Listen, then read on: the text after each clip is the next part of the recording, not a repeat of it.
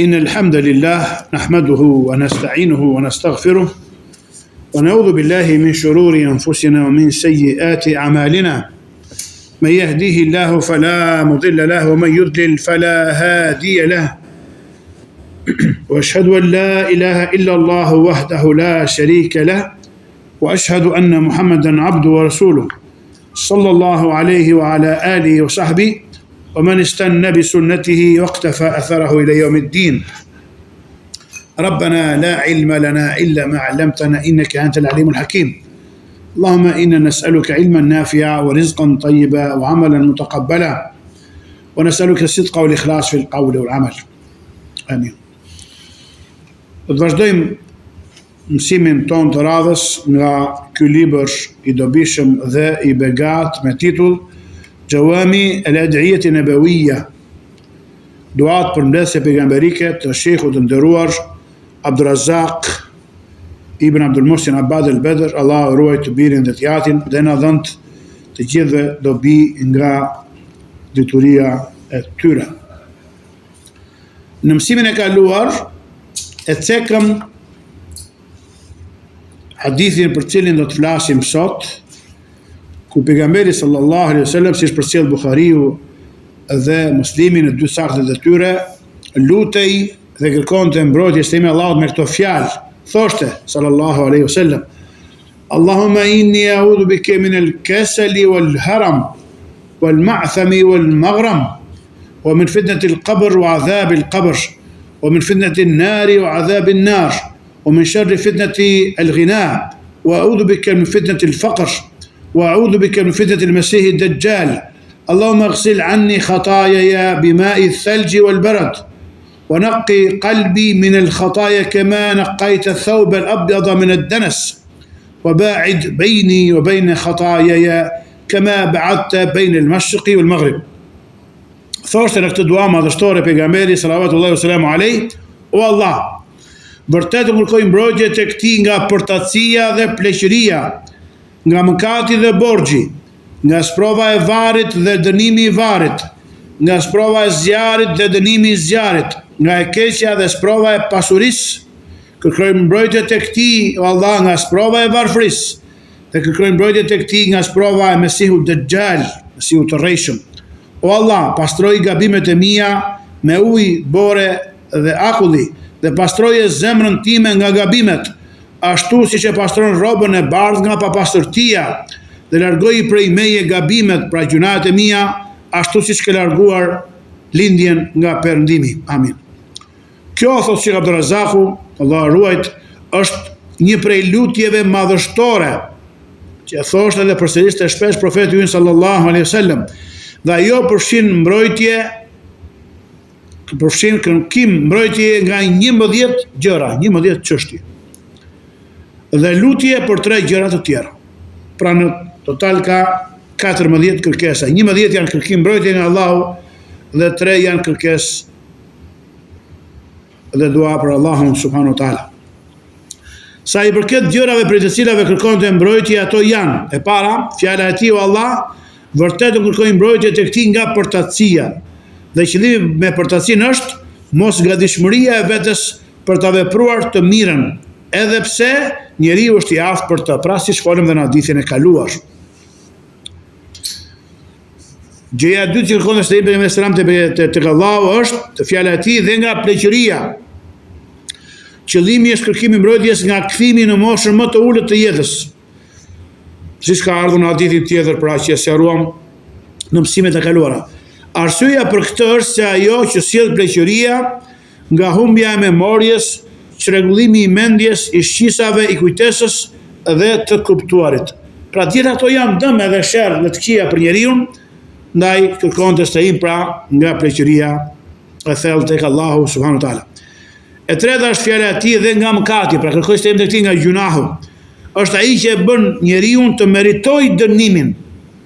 Allahu thotë: "O ma yadhimu rabbuka ahada", dhe Zoti yt nuk I bën padrejti askujt, ose thotë: وما كان الله ليظلمهم ولكن كانوا أنفسهم يظلمون. Allahu kurse si nuk U bëri padrejti atyre, por se ata U bëri padrejti vetëve. Pra Allahu ty të peshon dhe të gjykon me veprat e tua, me ato që meriton. E nëse do, të falë dhe Allahu falë shumë. Pra, kërkon dhe tek Allahu nga gjunau, i cili është ai që e bën njeriu të meritoj dënimin, pra shkaku që të bjerë në të, pra ta godasi dhe të meritoj dënimin dhe zemërimin e Allahut subhanahu wa taala.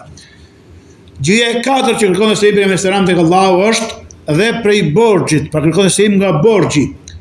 Është ai i cili kërkon shlyerje dhe nënkupton borxhin, domethënë ajo që i detyrohet njeriu ta paguajë për shkak të ndonjë faji apo marrëveshje ose diçkaje të ngjashme me to, pra është borxh. Thot shiku, mëkati dhe borxhi në të tregohet për të drejtat ndaj Allahut dhe të drejtat e robërve. Siç këtë drejtat ndaj Allahut, që nuk duhet biesh pra në ndalesat dhe në kufit që ai të ka vendosur mos i te kalosh ato, ashtu ke dhe të njerëzit kanë të drejta ka shiteje. Mëkati është treguar për të drejtën e Allahut, ndërsa borxhi është treguar për të drejtën e njerëzve, haku i njerëzve, haku i robit. Gjunau shkakton shkatërimin në botën tjetër, kurse borxhi shkakton humbjen dhe shkatërimin në këtë botë. Në hadith ka ardhur se i është thënë profetit sallallahu alaihi wasallam, hadithi Aishës, edhe sahabët të tjerë i kanë thënë, o i dërguar Allahut, pse kërkon kaq shumë mbrojtje nga borxhi? Aisha thuhet që bënte mbas do namazi fars, thoshte Allahumma inni a'udhu bika min al-ma'thami wal maghram.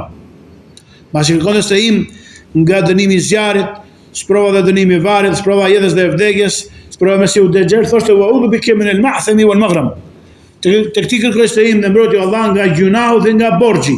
Thoshte pse kërkon kaq shumë strehim dhe mbrojtje tek Allah nga borxhi, thoshte alayhis salam, sepse njeriu kur merr borxh flet dhe gënjen, premton dhe nuk e mban premtimin.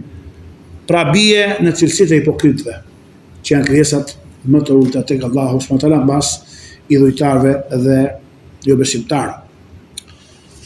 Kjo për shkak se ai që ka borxh dhe vonohet në shlyerje, pra e zgjat kohën e shlyerjes dhe bëhet i pamundur që ta shlyejë borxhin dhe nuk ka me çfarë të paguajë, kur vinë zotrusit, zotët drejtave, për të kërkuar borxhin dhe e ngushtojnë, madje ndoshta edhe kërcënojnë dhe bëjnë presion, atëherë ai mund të arrijë në gjendjen që tregoi profeti sallallahu alaihi wasallam me fjalën e tij, njeriu thot kur merr borxh flet dhe gënjen, premton dhe nuk e mban premtimin, pra shkel premtimin.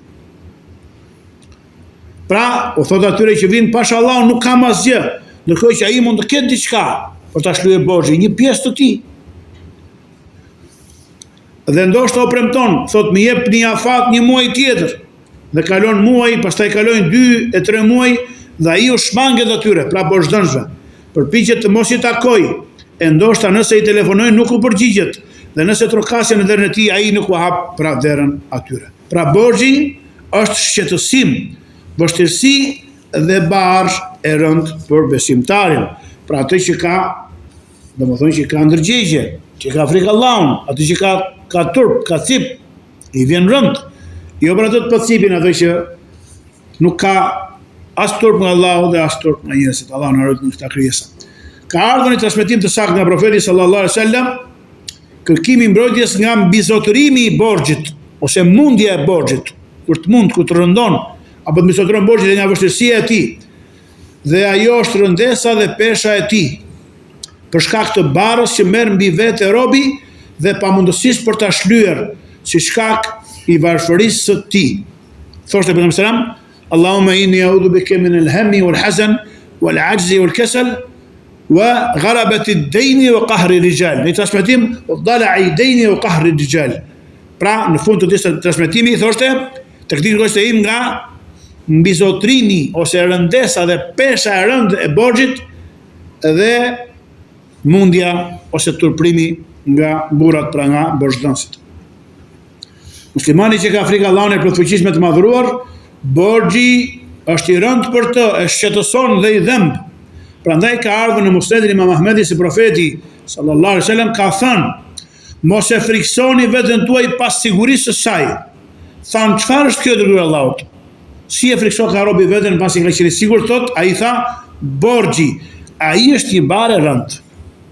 Sepse besimtari e di që nëse vdes Pa e shlyer borxhin nuk i hapet dera e varrit. Domethënë i kushtohet varrit, nuk i hapet dera e xhenetit pa i shlyer borxhi. Nga trashëgimtarët, ose nga dashamirësit, ose pa ja falur borxhliu. Asë në transmetim thuhet se shpirti i besimtarit është i lidhur dhe i prangosur dhe i zën ngusht derisa ta shlyejë borxhin e tij.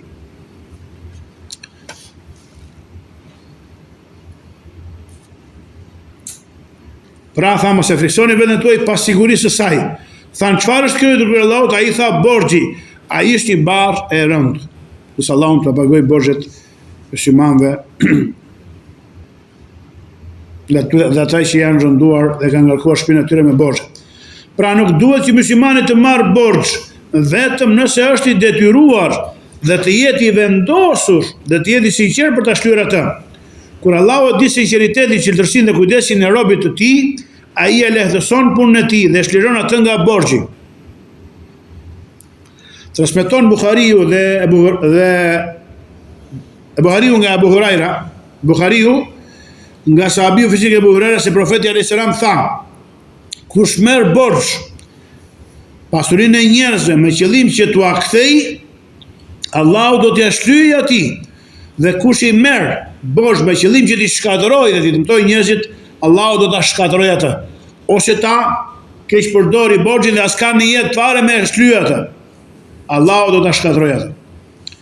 Transmeton Imam Ahmedi nga Aisha radhiyallahu anha se profeti sallallahu alaihi wasallam ka thënë: nuk ka rob që ka qëllim të sinqert për të shlyer borxhin e tij, vetëm se Allahu do ta ndihmojë atë.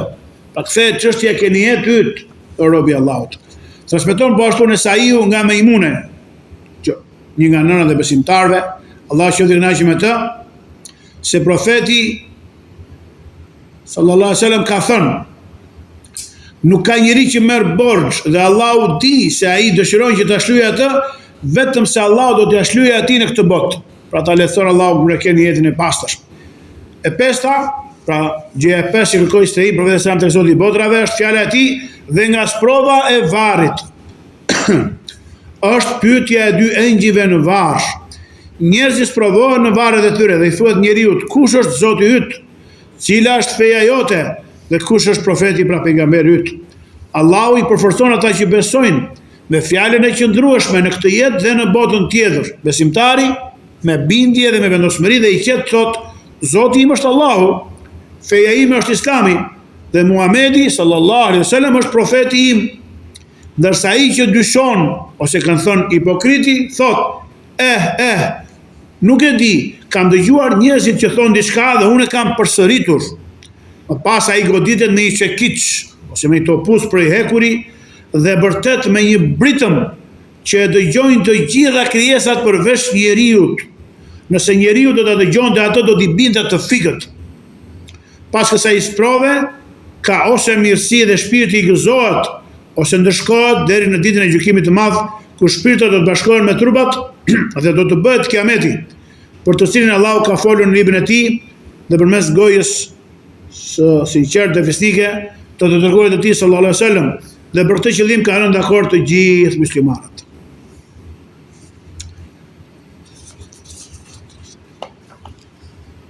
Po ashtu e transmeton Nesaiu hadithin që përmendëm, dhe Sheikh Al-Albani ka thënë është i saktë pa fjalën në dynja. Pra, kjo hadithi që ishte shtojsa në dynja.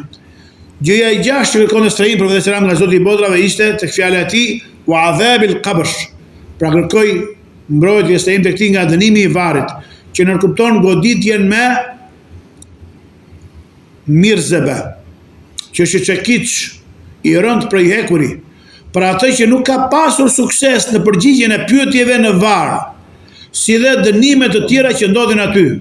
Pra ishte fitnetul qabr, sprova e varrit, ky është adhabul qabr. Pra janë dy gjëra të ndryshme, por që kanë lidhje me tre pyetje që do të bëhen varr. Sprova e varrit janë tre pyetje, është provim i madh, që është provim, testim. Kush është Zoti yt? Kush është feja jote, kush i dërguari yt? Kjo quhet fitnetul qabr, sprova e varrit. Pra paske provim që kur hyn në varr. Prandaj i japim rëndësi studimit të tauhidit, të akides, bazave të besimit, që edhe në dynja mos të bijem në shirk, edhe mos ta meritojmë dëshkimin dhe zemërimin e Allahut, edhe me njëherë në varë çfarë ta kalojmë pra fitnatul qabr. Pra ishin dy gjëra, fitnatul qabr dhe adhabul qabr. Adhabul qabr pra nga dënimi i varrit që nuk kupton goditjen me mirzebe, e kam nën kastile, që kishte rënë prej hekuri. Për atë që nuk ka pasur sukses në përgjigjen e pyetjeve në varr, si dhe dënimet të tjera që ndodhin aty. Ka ardhur kush do të lexojë librat e seleve që flasin për, ka shkruar Qurtubiu, ka shkruar Abdurrahman ibn al-Jauzi, pa dietar të mëdhenj kanë shkruar mbi ahwal, domethënë gjendja e njerëzve në varr dhe të ngjashme ato deri në ditën e llogarisë. Gjëja e shtatë që kërkoi strehim profeti selam është tek fjala e tij wa min fitnatin nar. Pra kërkoi strehim dhe mbrojtje o Zot tek ti nga sprova e zjarrit, që nënkupton pyetjen nga engjëjt rroje të zjarrit në formë qortimi dhe përçmimi. Dhe për këtë aludohet në fjalën e Allahut lasur ku thotë në surën Al-Mulk: "Kullama ulqiya fiha fawjun sa'alahum khazanatuha alam ya'tikum nadhir." Thotë i lartësuari, sa herë që hidhet në të për në zjarr një turm, rojet e saj u thonë, a nuk ju erdhi juve ndonjë paralajmërues? Ata thonë, qalu bala, o thonë, po si jo, qad ja'ana nadhirun, na erdhi paralajmëruesi, fakadhabna, por ne e përgjigjëstruam, wa qulna ma nazala Allahu min shay, dhe thamë nuk ka zbritur Allahu gjë ty, in antum illa fi dalalin kabir. Vërtet ju jeni një humbje të madhe. Por çfarë thonë më pas? Wa qalu law kunna nasma'u aw naqilu ma kunna fi ashabi as-sa'ir fa'tarafu bi dhanbihim fasuqa li ashabi as-sa'ir. Atëherë, po nuk u bën dobi thonë, sikur të dëgjonim dhe të arsyetonim, nuk do të ishim banorëve të zjarrit që djeg fort. I pranojnë thotë gjuna dhe tyre thotë, atëre të haruar janë këta në zjarrin e ndezur fort. Innal ladhina yakhshawna rabbahum bil ghaibi lahum maghfiratun wa ajrun kabir. Dërsa ata që fiksojnë Zotin e tyre në fshatësi, për ta ka shpërblime dhe falje të mëdha. Allah na bëf prej tyre. Kërkim strehimi 8 është në fjalën e tij ku thotë pejgamberi sallallahu alaihi wasallam adhabin nar. Pra ishte fitnatun nar wa adhabin nar, dhe nga dënimi i zjarrit, që do të thotë më shpëto o Allah nga dënimi i tij dhe më mbro nga hyrja në të. Allah i lartësuar i ka lavdëruar robët e veçantë të tij, ata që kanë intelekt, posedojnë logjik të shënosh, të cilët i kërkojnë atij mbrojtje nga dënimi i zjarrit duke thënë: Rabbana ma khalaqta hadha batila subhanaka faqina adhaban nar. Janë këto ajete që janë nga fundi i surës Ali Imran. Inna fi khalqis samawati wal ardi wa ikhtilafi al-layli wan nahari ayatin li ulil albab alladhina, Allah lartësuar thot, vërtet në krijimin e qiellit dhe të tokës dhe rrotullimin apo ndryshimin e natës dhe ditës ka ajete, pra ka fakte të qarta për zotët e mendjes. Kush janë? Thot alladhina yadhkuruna Allaha qiyaman wa qu'udan wa ala junubihim. Ata që përmendin Allahun në këmbë, ulur dhe shtrirë, wa yatafakkaruna fi khalqis samawati wal ard, dhe meditojnë dhe thellohen në krijimin e qiellit dhe tokës, pastaj thonë: Rabbana ma khalaqta hadha batila. Zoti ynë gjithë këtë nuk e krijove kot. Subhanak, i përsosur dhe lartë mendave të tij, faqina adhaban nar. Zoti ynë nuk e krijuar këtë kot. I përsosur dhe i lartësuar je ti, andaj na ruaj nga dënimi i zjarrit. Ai edhe shumë bukur këto. Dhe i ka thënë pejgamberi alayhis salam Ummu Habibes radhiyallahu anha, sikur ti kërkoja Allahut që të shpëtoj nga dënimi i zjarrit dhe dënimi i varrit, do të ishte më mirë për ty. Po ashtu profeti alayhis salam kërkonte shpesh nga dënimi i zjarrit. Thoshte: Allahumma inni as'aluka al-janna wa a'udhu bika min an-nar. O Allah, ty të kërkoj xhenetin dhe kërkoj mbrojtjes së ti prej zjarrit. Kërkim strehimi i 9 është në fjalën e tij ku thotë: wa min sharri fitnatil ghina. Kërkon të strehim nga sherri i sprovës së pasurisë. Pra si varfëria do të gjejmë më vonë që nga sprovë, edhe pasuria vëllezër është sprovë më vete, që nënkupton atë që vjen prej saj, si mendjemadhësia krenaria e smur, kooperacia për të dhënë ato që është detyrim, apo e rekomanduar nga pasuria jote. I 10, pra kërkim se imi 10 është të fjala e tij, wa a'udhu bika min fitnatil faqr, dhe kërkoj mbrojtje tek ti o Allah nga sprova e varfërisë. Me të nënkuptohet varfëria ekstreme, që nuk shoqërohet me mirësi apo me devotshmëri, e që për shkak të saj njeriu bie në sjellje që janë të padenja për njerëzit me fetari dhe virtyte, dhe nuk kujdeset nëse bie në haram për shkak të nevojës, apo se në çfarë gjendje e përfundon. Se besimtari ka dignitet dhe do të jetojë me krenari dhe me ndershmëri, dhe ka frikë se si do ta mbylli jetën dhe shpërblim dhe llogari do t'japin botën tjetër. Kurse ai që s'ka vetari, s'ka nder, s'ka karakter, ai se ka problem. Varfërinë pra tham e të iskajshme.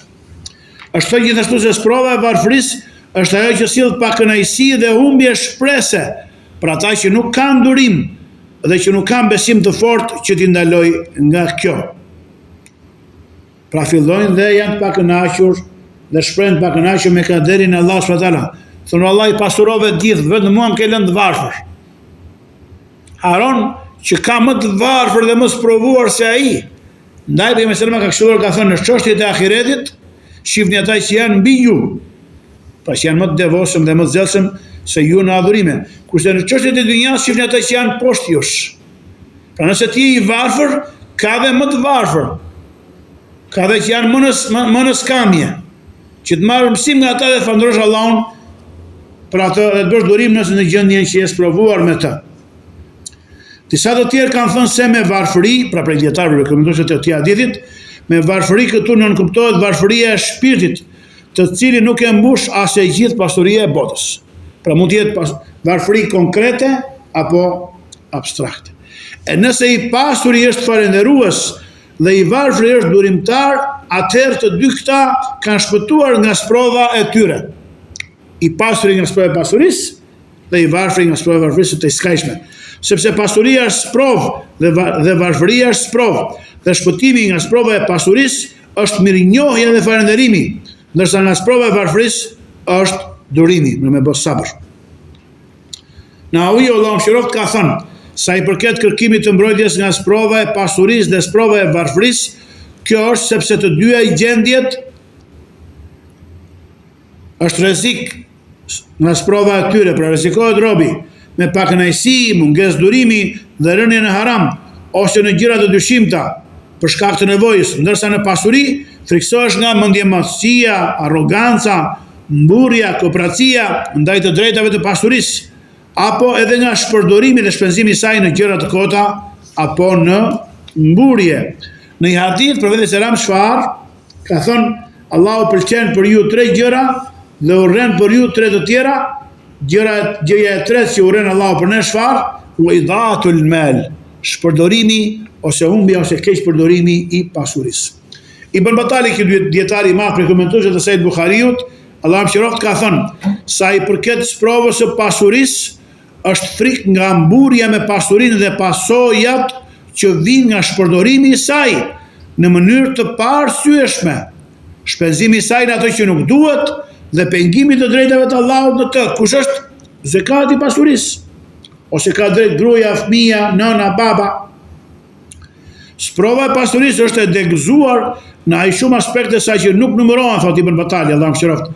Po ashtu dhe sprova e varfërisë, nga e cila friksohesh për mungesë të durimit ndaj mospasjes dhe pakënaqësisë ndaj saj, si dhe zbukurimit që i bën shejtani gjendjes së pasurisë dhe pasojave që vijnë prej saj për shkak të dobësisë njerëzore. Mbaroi fjala e Ibn Batalit. Kërkimës imi i 11 të këtë hadith është ke fjala e tij, wa udhu bika min fitnatil mesih dajjal, dhe kërkojnë mbrojtje tek ti nga sprova e Mesihut Dajjal. Ky është kërkim mbrojtje tek Allahu nga sprova e Mesihut Dajjal, e cila është sprova më e madhe që do të ndodhë në këtë botë, ashtu siç është përmendur në hadithin e Abu Umames el-Bahili radhiyallahu anhu, i cili thotë, na mbajti një hutbë i dërguar Allahu sallallahu alaihi wasallam, dhe përmendi hadithin ku thuhet, innahu lam takun fitnatun fil ardi mundhu dhara Allahu dhurriyata Adam a'zama min fitnati ad-Dajjal nuk ka për të pasur ndonjë sprovë në tokë që nga krijimi I pasardhësve të Ademit më të madhe se sprova e Mesihut Dejjal. Shaukeni Allahu mëshiroft ka thënë, ajo që nënkuptohet me sprovën e Mesihut Dejjal është ajo që do të shfaqet përmes tij nga gjërat që do të mashtrojnë ata që kanë besim të dobët. Gjëra jo të natyrshme, siç janë përmbledhur në hadithe që flasin për të, për daljen e tij dhe për ato që ai do të paraqes njerëzve për atyre gjërave. Edhe Sheikh Al-Albani, Allah mëshiroft, ky muhadith I madh, ka përmbledhur një libër ku I ka bërë bashkë të gjitha transmetimet bashkë me hadithin e Abu Humames dhe na ka sqaruar çfarë do të ndodhi me sprovën e Mesihut Dejjal nga momenti që do të dali dhe deri kur do ta vrasë atë Isa I biri Meryemës alayhis salam, si do të zbresin tokë për të kompletuar dhe përsosur misionin e tij dhe për të shjuar dhe ai vdekjen si çdo krijesë tjetër alayhis salam. Ndërsa 3 gjërat për të cilat ka bërë dua profeti sallallahu alaihi wasallam në këtë hadith, ato ishin qoftë isti'adha minha ose minhunna, kërkoj se im në mbrojtje për tyre. Tani ka kërkuar dhe 3 gjëra tjera, pra këto janë kërkesë. E para është fjala e tij, Allahumma ighsil anni khataayaya bima'i thalji wal barad. O Allah, pastroj ose gjunahet e mia ose prej meje gjunahet e mia me ujë dëbore edhe akulli. Sepse ajo që pastrohet me ujë bore dhe akulli është më e pastër se ajo që pastrohet vetëm me ujë. Prandaj ai sallallahu alaihi wasallam kërkoi për Allahut pastrim të lartë që çon në xhenetin e përhershëm. Allah na bëj për banorët e tij. Ibn al-Qayyim Allahu mëshiroft ka thënë, në këtë hadith ka prej fikut, pra kuptimin se sëmundja shërohet me të kundërtën e saj, sepse te gjunahet kanë nxehtësi dhe djegje, thot. Sa bukur. E ajo që I kundërshton ato është bora, akulli dhe uji ftohtë. Nuk thuhet se uji I nxehtë është më I përshtatshëm për pastrimin e papastërtisë, sepse në ujin e ftohtë ka forcim dhe forcë për trupin, gjë që nuk gjendet tek uji I ngrohtë. Gjunahet shkaktojnë 2 gjëra, thot Ibn al-Qayyim, ndotje dhe dobësim. Prandaj ajo që kërkohet është shërimi I tyre me atë që e pastron zemrën dhe e forcon atë. Pra gjunahet janë papastërti që ndysin shpirtin dhe zemrën. Kështu që përmendja e ujit të ftohtë të borës dhe akullit është tregues për këto 2 qëllime, pra edhe pastrim të zemrës, edhe forcim të saj. Se dobësohet, edhe ndotet ose ndyhet toni utirancit, edhe dobësohet. La ilaha illallah. Po ashtu ai ka thënë, Ibn al-Qayyim, shisha thot, Allah mëshiroft. E pyeta thot Sheikhul Islam Ibn Taymija, sheikhun tim, për kuptimin e duas së profetit sallallahu alaihi wasallam, o Allah më pastron nga gjunahet me ujë, borë dhe akull. Si pastrojnë këto mëkatet dhe cila është dobia e përmendjes së tyre në mënyrë të veçantë, ndërkohë që në transmetim tjetër thuhet dhe uji I ftohtë dhe I ngrohtë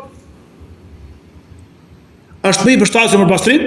Ai tha, gjunahet shkaktojnë në zemër nxehtësi, papastërti dhe dobësi, kështu që zemra dobësohet, përthyet dhe ndizet me zjarrin e epshit dhe ndyhet. Gjunahet dhe gabimet janë si drut që ndezin dhe ushqejnë zjarrin. Prandaj sa më shumë gjunahe bën robi, aq më I fortë është zjarri në zemër dhe më e madhe dobësia e saj. Uji e lan dytësinë dhe shuan zjarrin, e nëse është I ftohtë, ai jep trupit forcë dhe qëndrueshmëri. E nëse shoqërohet me borë dhe me akull, atëherë është edhe më I fuqishëm për ftofje, pra të epshit dhe zjarrit të zemrës dhe forcim të trupit. Dhe për këtë arsye është më efektiv, pra më I efektshëm dhe I dobishëm në zhdukjen e gjunjeve të gjunave. La ilaha illallah. Kërkesa e dytë që bëri pejgamberi me këtë dua thot, fjala e tij, "Unaqi qalbi min al-khataaya kama naqayta thawb al-abyad min ad-danas." Dhe pastroje zemrën time nga gjunahet, ashtu siç e pastron rrobën e bardhë nga papastërtia. Domethënë, pastroje o Zot zemrën time nga gjunahet, ashtu siç pastrohet rroba e bardhë nga ndotja. Ai e krahasoi pastërtinë e zemrës nga gjunahet me pastërtinë e rrobës së bardhë nga ndotja, sepse largimi I ndotjes nga rroba e bardhë është më I dukshëm, ndryshe nga rrobat me ngjyra të tjera, të cilat mund të mbeten ndonjë gjurmë pas larjes, dhe të mos duket për shkak të ngjyrës së errët që ka rroba.